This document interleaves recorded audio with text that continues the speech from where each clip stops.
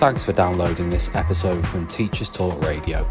You can find the full schedule and listen back to all our shows at ttradio.org. This show is brought to you in partnership with John Catt Educational, leading publishers of books, directories, educational guides and magazines aimed at schools in the UK and beyond. Enjoy the podcast. Hello, welcome to this special Teachers Talk Radio video broadcast, which will also be available later as a podcast. Delighted to be joined by TikTok teacher impersonator extraordinaire Monica Geldart, who has kindly said that she will check back in because our last interview was actually 2 years ago to this month.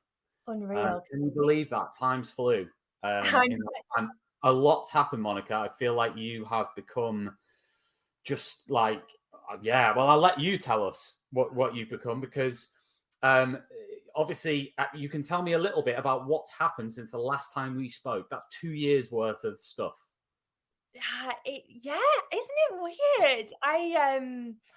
Do you know, I feel like it's all kind of blurred into like a week. That's how it feels. There's been a lot happen.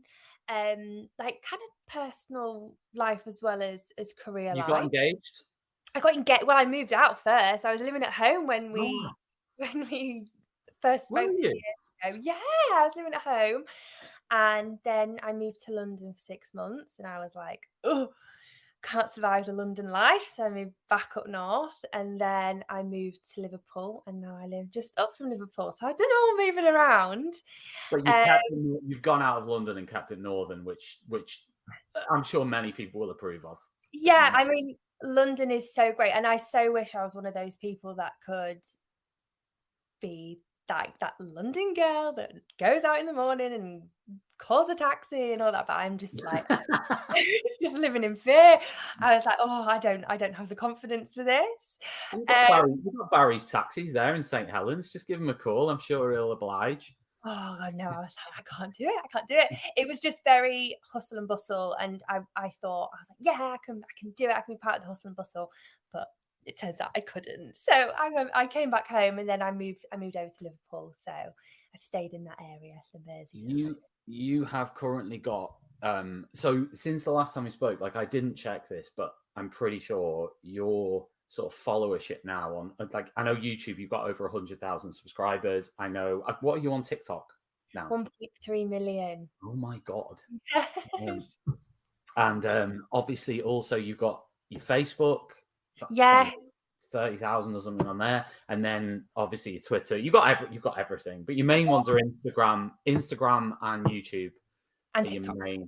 And TikTok, yeah, and those three. So, like, I'm interested because I am always interested in social media. So, out of all the social media sites, if you had to like rank them from top to bottom in terms of your favorite to least favorite, I know what you're going to say for least favorite. I know what you're going to say already, but if you had to rank them, how would you rank them?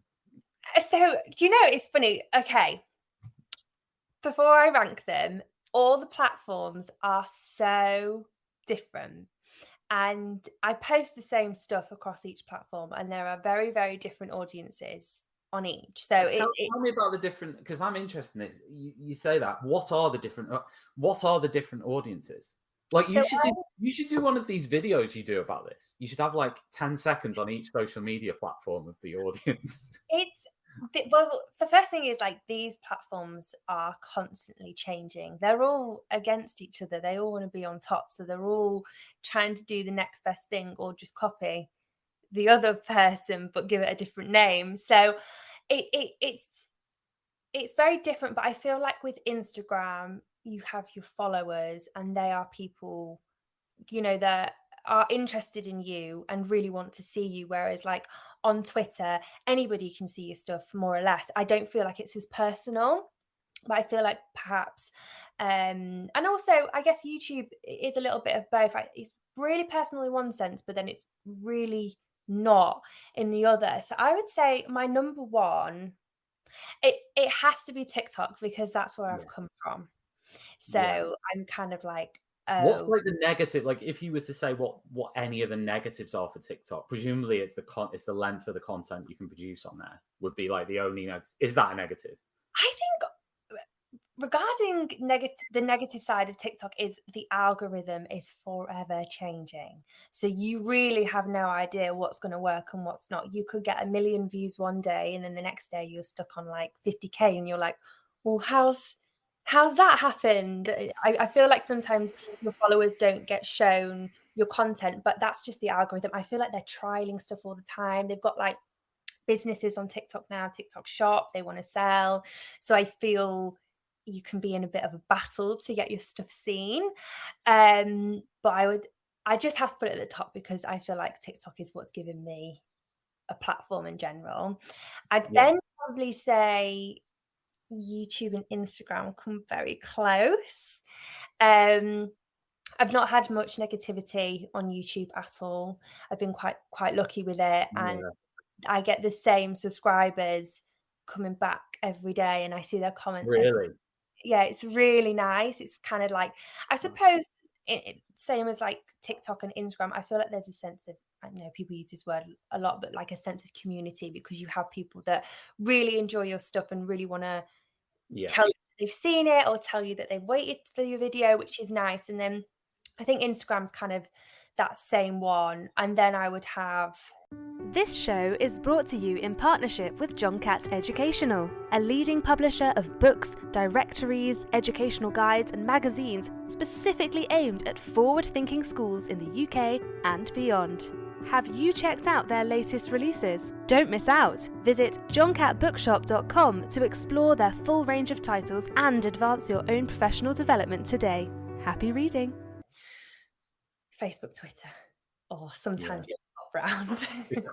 Because of trolling, probably for Twitter. Just very different audiences. I feel, yeah, it's you don't quite know where your content is going to end up, and I Yeah. feel like, yeah, possibly on those platforms, the people that don't like you tell you more that they don't like you, other than like Instagram and TikTok, perhaps. Yeah. Like, have you ever thought of setting up like a LinkedIn, Monica Geldart?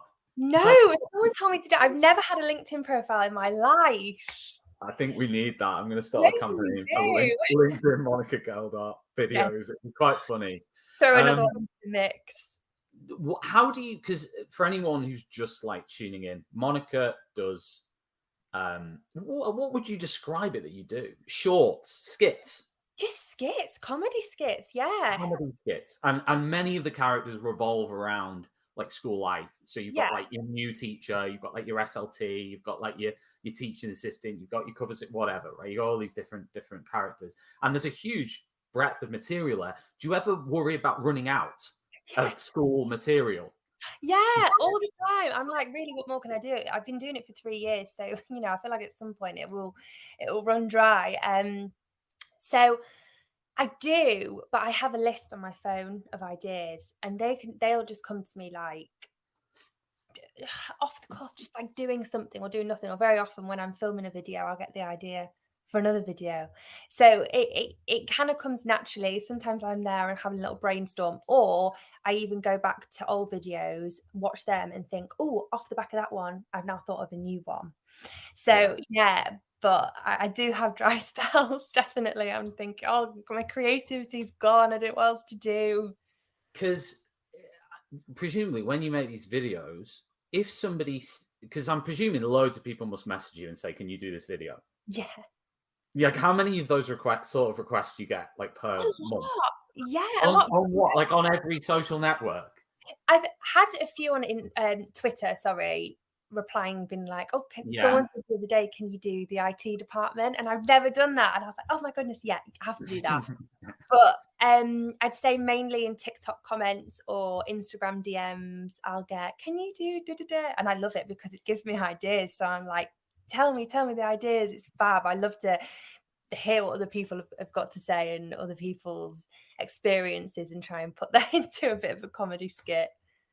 talking of comments, Darren has left a comment here. Great to see this discussion getting the attention it deserves. Pupils would benefit greatly from understanding how Monica applies different mindsets and strategies to different platforms. Yes, Darren, and that's sort of where we were going with that, in terms of like, there'll be a lot of, because funnily enough, I was going to ask you this, which we'll come on to in a minute, which was the subject in the curriculum when you were at school that you think would have helped you the most now if you'd have studied it at school.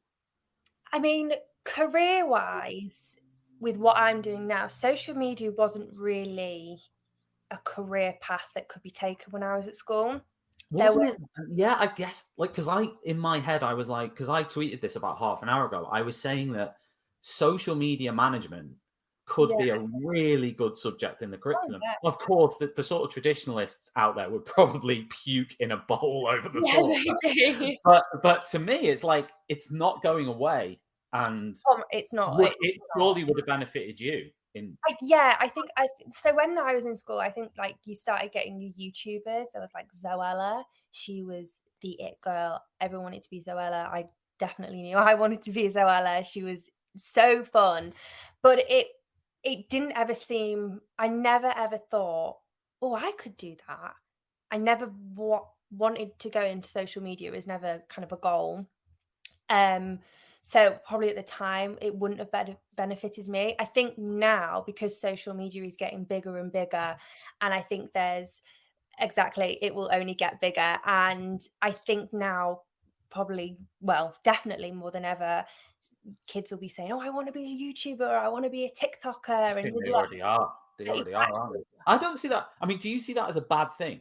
I don't see it as a bad thing at all. But the only thing with social media is it's not a job interview. You can't interview to be a content creator and then go, yeah, that's it. You've got the job and now this is your salary. It doesn't work like that. You have to work at it and you don't earn straight away. So I had different jobs to fund my life. Yeah. Before I was getting because you were an art, just for everyone's benefit, you were working as, I think it was an art technician in a arts technician, yeah. Which you haven't done many art videos. Why haven't you done art teachers? I've done so much material there. You've done a bit. I know, but I know I do need to do that. I did some way back some art teachers with some fun clothes and fun hair and stuff. So I definitely need to bring that back. So anyway, back to what we were saying is, do you think there's a problem there with? I mean, the thing is, there'll be people who would argue, and I sort of understand this argument. Oh, not everyone can earn any money. I mean, most people will never earn any money from anything on socials, but there will be a proportion who will. A good example of that might be, podcasting. You're never going to be able to set up a podcast and 2 weeks later you start to generate any sort of income off it. And it's the same with everything. It must have, I mean, how I read something for you, it took you ages to get, to be able to quit your job and do this. Oh my God. Yeah. I quit the school where I was working, and that was I think I rung my line manager just before summer and said I won't be coming back in September. But we were off. The schools were still shut with COVID. And then so I was getting paid until the end of summer. So I was like, right, okay, I'm going to use summer as I'm still getting paid, hammer my videos, get them posted every day, 2 a day. And then I got an office job from the September, and then we were kind of in and out of lockdown. It was a bit of a funny time, and I worked there from the September until the May, and then I was put on flexi furlough, and then they wanted me back full time, and I was like, no, I don't think so, because I was earning enough from socials at that point. I was still living at home, so I was paying a bit of board and starting to learn about finances, but I kept myself afloat. So only when I was then earning money, I left my other job. I wouldn't have just left it with no money to go. Do you ever get that sort of insecurity, when's all this going to end? Or do you think, I'm feeling sort of quite secure and comfortable in this now, and I've sort of built enough? I feel as secure as anyone can feel. I mean, at any point, it's not a guaranteed job. I'm not employed by anyone. It can end at any moment. So, you've got to be savvy with your money and enjoy it now. But I think that's why, I mean, if you want to be a content creator, you want to do social media forever, that is absolutely fine. There's no problem with that. For me, I definitely want to go on to do more. So I think it's always good to strive, and then hopefully you'll go on to the next thing. But yeah, I mean, it's not the most secure job in the world. But I suppose once you've built up, I suppose, like you say, I suppose the only thing you probably think is, will I run out of school-based content? But I don't personally think you will, because I think there's a ton of stuff out there. I just think there's tons. But I was going to ask, does it matter that presumably it has to come from your experience, otherwise it's not as effective? Or do you think that someone could message you something and you could easily come up with something that was quality content? Yeah, but I'd give it a go.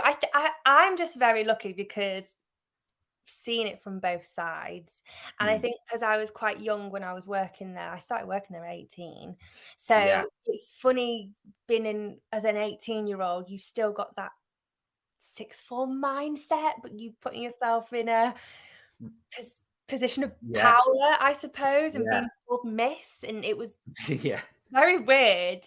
But I feel like I've seen it through quite a few lenses. I mean, I felt like that at 23, being called sir. So. Yeah, so strange. Or like having to call my teachers Amanda instead of Miss. I was like, I couldn't. I don't think I could. I was talking about this the other week. I don't know if I could go and work in the school where I was a student in. I just don't know if I could do it. I think I'd be cringing every day inside. Yeah, but by the end, I couldn't imagine being a student there. I mean, schools change so much, don't they? There was so much to change within the school itself. Yeah. There's just so much that goes on. But I think just seeing it on the flip side, with just having one summer in between it, going from a student, we've got 6 weeks of summer right now, you're a member of staff. It was like, I feel like I just saw it through.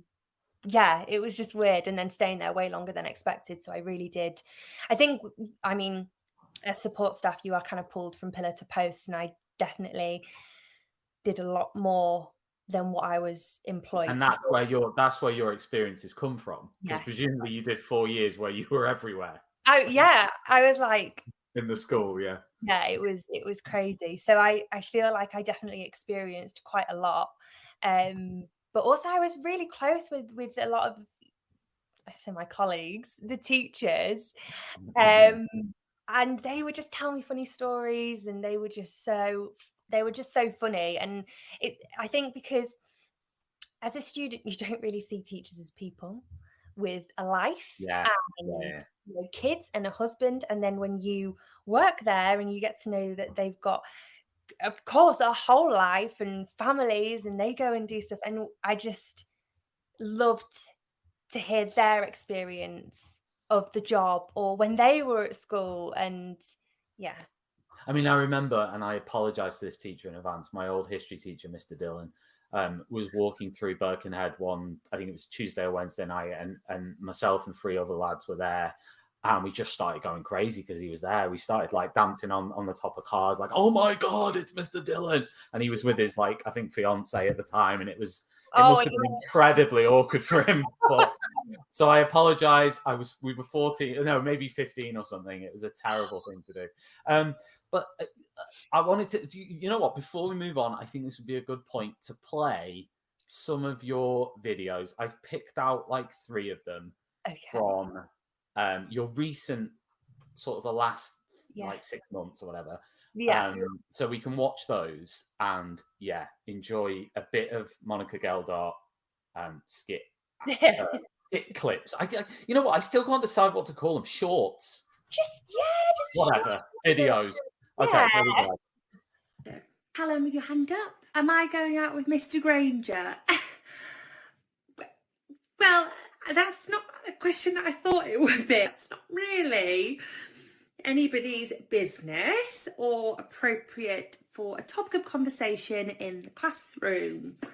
But yes, I am. Oh my goodness, a teacher has a personal life outside of school. I'm not going to talk about it. How long have we been together for? 4 months now. Rebecca, I don't know if we'll get married, okay? Let's just hold on a minute. Maybe we will. Maybe.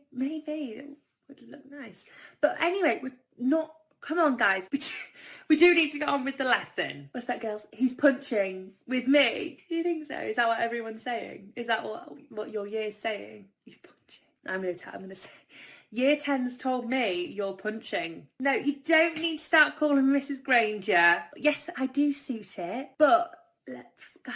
Right, okay, show of hands, who's done the homework, please? Okay, so in a class of 20, only 2 of you have done the homework. Poor effort, actually. Jackson, can I have a look at your work, please? How old are you, Jackson? 14, yeah. I could have produced this when I was 2. Right, girls, will you just shut up and get on with your work, please? Oh. Hello, Miss. Hello. Miss Head Teacher. Yes, we're getting on in class today. Doing really, really well. Just had some fabulous homework handed in from every single one of these students. These kids don't miss homework day. No, not for me. Really talented, working really hard, girls, aren't we? Doing fantasticness. Don't need to worry about me. Don't need to worry about me in my lessons. I would go next door and check on Miss Walker, though, because her class...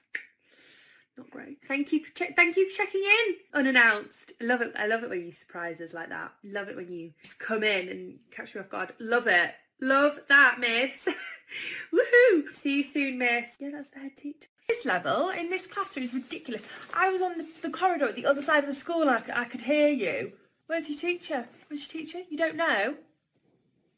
Right, who is your teacher, please? Miss Williams. Interesting.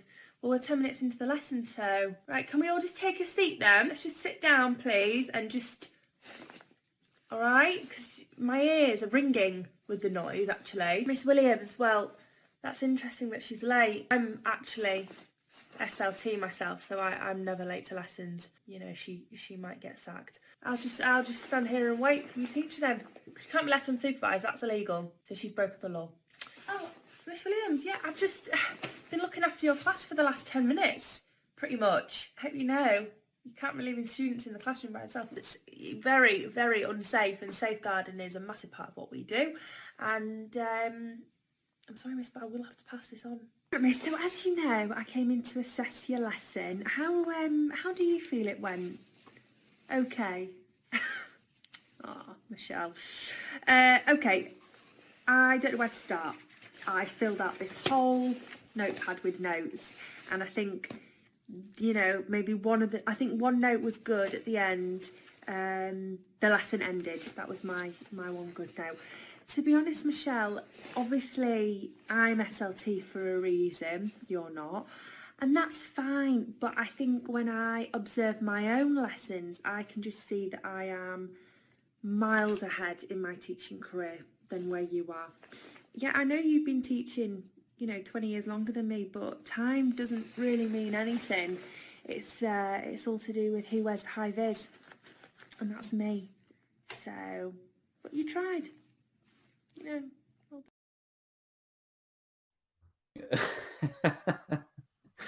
I was going to ask you on the back of that, who is your favourite character that you do out of all the education ones? Is the one?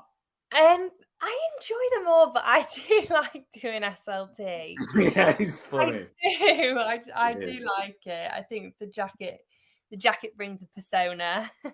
It does. I like the walkie-talkie. I like the sort of the sort of like cutting in the lunch queue one. That's pretty good as well. Yeah. What, from going back to your school days again, what were the things what were the favourite traits of the teachers you had, and what were the traits that were your less favourite trait? What were the things you liked in a teacher? What were the things that you maybe thought, you know what, I'll do skits in 10 years' time about this on TikTok? I think the teachers that would have conversations with you that weren't based on school. So the teachers that were interested in you as people, I think was always nice just to have that interest. I was actually fairly quiet in school until about year 11. I was in quite low sets, and I found school hard. So I wouldn't really put my hand up, and I would be quite quiet and just sit at the back and hope that nobody really asked me any questions. When you say you're in low sets for everything, So like maths and science, English, we had like 5 sets. So in English, I was like set 3. I think like which is remarkable when you consider that what you're doing now is very much sort of ties in with English, doesn't it? yeah. It's drama, it's fluency, it's communication, all those different things. Yeah, I mean, drama I absolutely loved, and I'd say that's probably the one subject that I did well in, but I just wasn't very academic, and I knew that I just kind of knew that that's the way I was, and I think teachers knew that, but teachers knew that I had an interest in drama, and I think English I did enjoy English. I had a lovely teacher called Miss Brown, and another one called Miss Potter, and they were really lovely, but they knew me more as a person as well as just a student, like someone in the class. Do you know what I mean? So I think that was always nice. Have any of your former teachers ever reached out? Yeah, loads. What do they say to you? Are they surprised? Are they like, oh my God, I can't believe it, or what? Yeah, I mean, I think they're surprised with how far it's gone. But really lovely. Actually, another English teacher messaged me the other week, and I've not spoke to her since I left, and she just messaged. She was like, "It's so great to see you doing so well," and it's just so nice. But there was lovely staff at that school. It was really, really nice and good teachers, and I remember them more as teachers, which is funny, than members of staff, I think. Yeah, I mean, Darren's commented again, it's almost like exams don't determine your success in life, and that there are better ways of demonstrating your abilities. I think so. An interesting comment to sort of on that note. Right. I mean, I wanted to sort of move on and talk a little bit about sort of negativity and sort of some of the more negative reactions to some of your content. And first of all, does it ever surprise you? And second of all, how do you deal with that? Because I think that's one of the biggest things that people on social media struggle with is the negativity, the criticism, the fact that anyone can say anything they want. Yeah. It surprises me, yes, because there's absolutely no intention to upset anybody. So from that aspect, which I think would be pretty obvious to anybody, but that's my opinion, not the opinion of anyone else. No, I would never I just wouldn't do that. So I guess it comes surprise in a way, but also at the same time, you know, if you put yourself online, you're opening yourself up to negativity. That's just the way that it is. It's the way. But your mum you've got your mum to back you up. Yeah, so calm you down. She's like, sometimes I'm like, oh, Mum, someone said this, and she's like, you're always going to get it, and I'm like, yeah, do you know what you are? But I think the thing is as well, if a comedian was going to quit every time someone didn't like one of their jokes, we'd have none left, and that's just the way that it is. You know, not everyone's going to like you. Everyone's entitled to their opinion, and that's fine. Personally, for me, I just like to focus on the positive side of social media, not the negative, although that can be hard. That's just what I kind of put into. So that's do you ever get, because we sort of were talking about this before we went live on here, but do you ever get, I mean, do you get that like imposter syndrome, that nervousness? Like you never, even when I talked to you 2 years ago, there wasn't any hit. You're just very sort of natural. You don't seem to be sort of, I guess maybe is that the acting thing? Like you're just so sort of pro in that you don't, that's what you do. So you just sort of. So it's just like, yeah, I'm not really sure. I just feel very, very grateful. Like if you, but if you went for like an audition for an acting role now, would you sort of just go in there and just sort of be yourself? Or would you be really nervous on the way? Would you be going through all imposter syndrome? Would you, you know? I think, yeah, I mean, I would be nervous 100%. Unfortunately, most auditions are self-tapes now, which is kind of like you film it. Yeah, since COVID. So you kind of film it and send it off. So And it's so nice to have in-person auditions because you get to like really meet them. But I mean, I would definitely be nervous. Yeah, definitely. But you've always got to be yourself, I think. You just got to go in and hope they like you. And I saw in another interview that you did that you mentioned, someone was saying, "Oh, what would you want to do?" And you sort of in the future, and you were talking about like a skit show, like a teacher, like a school. Like I think it would be really cool for you to have like whatever high school, like make up a name, and then you play all the characters in there. I think that would be a really cool like sort of show. Have you ever thought of doing anything like that rather than shorts? Yeah, I mean, me and my friend, we actually created it was like a 10-minute sketch, like a mockumentary style. It was actually completely away from the school stuff. It was based on 2 lollipop. Okay. So yeah, but I love playing different characters and I love comedy, and that's all I want to do. So, but yeah, definitely. I mean, I've got some plans definitely for this year to kind of like move things on and try different things. So yeah, definitely. Yeah, that'd be super cool. I mean, I was thinking in the top of my head of like Catherine Tate, that sort of thing, Yes. and the sort of the sketch shows. There aren't many sketch shows. No, and that's what I said to my friend that I created that sketch with, and I was like, I just would love for sketch shows to come back, and they're just so wacky and wild and just so like bizarre. But I think that's the beauty of it. Like what me and Chris did was 2 lollipop people working in a gated community. I mean, it's just like so silly, but I think the silliness is good. Is great. I love that. How do you judge the success of your own content? How do you say this was a successful piece of content? Is it purely views, or what is it? I mean, I think views and likes are a massive part of it. You can't really deny that. That's just how it is. But I think the other side of success is seeing the same people come back in the comments to say, "Oh, I saw your skit yesterday. I've been waiting for today's." And I think that is definitely success to know that people are waiting for your videos and like them enough to come back and see them. I think that is definitely, or even success in seeing your skits kind of progress to something else, to progress to someone wants to audition you for this role, or you've been picked to do this, or go and speak to this company. It's loads of different things, I think. How do your sort of family, friends, fiance, all these different people, how do they react? And by the way, I almost giggle when I say fiance because of your video taking the piss out of the person like showing off their wedding ring in class. I know, and I cannot say fiance. I can't remember. But how do I mean? Obviously, he's in acting, but I'm wondering, sort of, your family, your friends, and your fiance, and all these other people. How do they react to your success? How do they react to you being? You've got 1.3 million people who follow you on TikTok.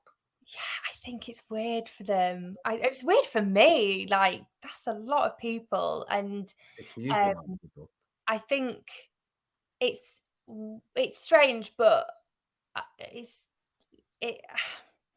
they don't see me as like, oh, Monica from TikTok. They just see me as Monica from who they're. Have you got sort of like? Do you know what the breakdown of the main people who follow or watch your videos on TikTok is? Do you know the sort of gender breakdown, the age breakdown? So there's a lot more women that watch it than men. Like, okay. I think it's like maybe like 60-something%. But that could be to do with there being more women teachers than men teachers. Probably. And I do more characters on TikTok. If you can hear a little dog walking about, it's because Nellie's come in. So she's like, "What's going on in here?" Cheeky girl, say that. But yeah, definitely more women, and my most popular age range is like 25 to 35 is like my biggest age. But I have it's so different because, like, I'd say I have a bigger younger audience on TikTok because there's more younger people on TikTok, but I don't really think I have any young followers on Twitter because I don't think younger generations are getting Twitter anymore. Does it worry you that someone could deep fake AI you, and therefore like you're sort of ended? Like because someone will be able to just take you and then program everything that they want you to say, and then you say it in all these different videos. Well, it was never worried before. Before this interview. Oh God! Before I mentioned it 20 minutes ago. Never ever crossed my mind. But I mean, it wouldn't be great, would it? I think I wouldn't want someone to do that. It'd be a compliment, but I suppose also worrying in terms of copyright and all these other things.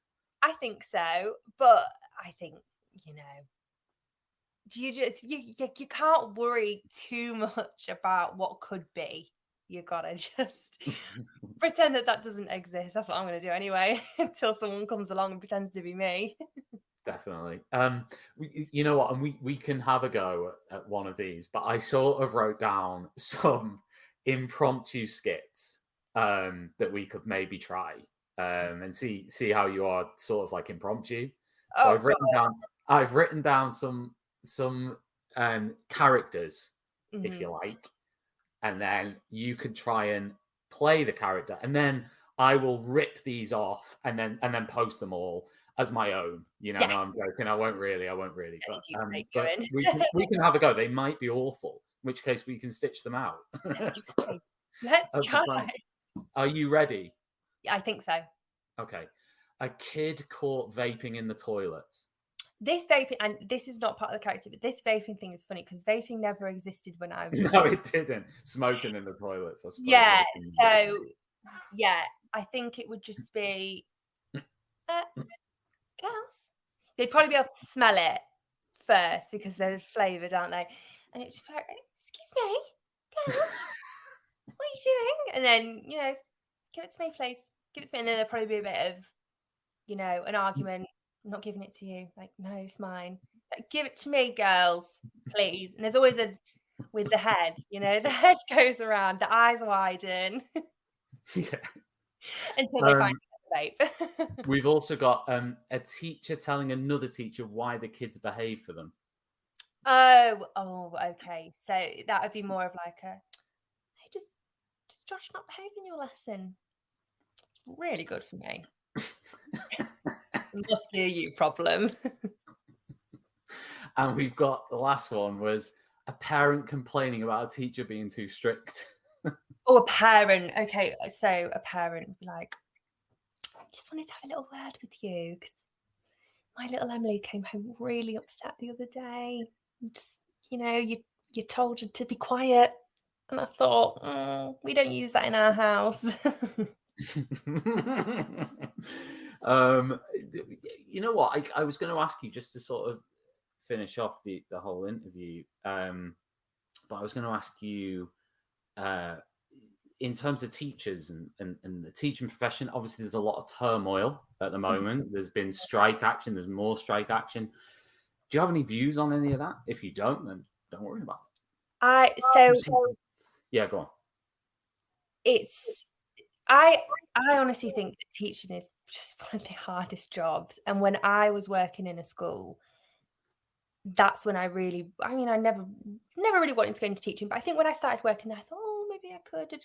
But after 2 years, I was like, whoa, there is no way I could do that job full time. My sister-in-law is actually a primary school teacher. Oh, really? And she's so fantastic at what she does, but to see the stress is so sad because I feel like teaching is actually only a really small part of the job, the actual teaching of lessons, and from what I saw anyway. And I worked and had some incredible teachers, like amazing teachers that I'll always remember. And I never, obviously in school, never realized that actually what that 1 hour lesson that they taught you is like that much of what they do. Because then when I was working, then they would come into the office and there's this report and this assessment and marking, and they've got to do this and they've got to prove to the boss that they are capable of doing this, that, and the other. And I fully support teachers, any teaching staff for what they do. And I think it's just a job to admire, really. It's really takes real strength, and it's exhausting. So Well, on behalf of all those teachers out there, Monica, thank you very much, because you give a lot of enjoyment, a lot of fun, and a lot of laughs in the work that you do. And you'll have seen that on Twitter, on other networks, the sort of outpouring of Monica's amazing. So thank you very much, and a massive thanks for giving up your time this evening for this interview. Oh, thank you for having me. Doing it, and maybe in 2 years' time, so April 2025. Bring it on. Bring it on. You'll start in movies by then. Well, maybe I'll be starring in my own teacher show. Yeah, exactly. BBC, if you're watching, where are you? Come on. Yeah, come on. Come on. Anyway, Monica, I'll speak to you soon, and thanks very much for checking in with us. Thank you so much. You've been listening to Teachers Talk Radio. Tune in live and listen back at ttradio.org. We look forward to hearing from you next time on Teachers Talk Radio.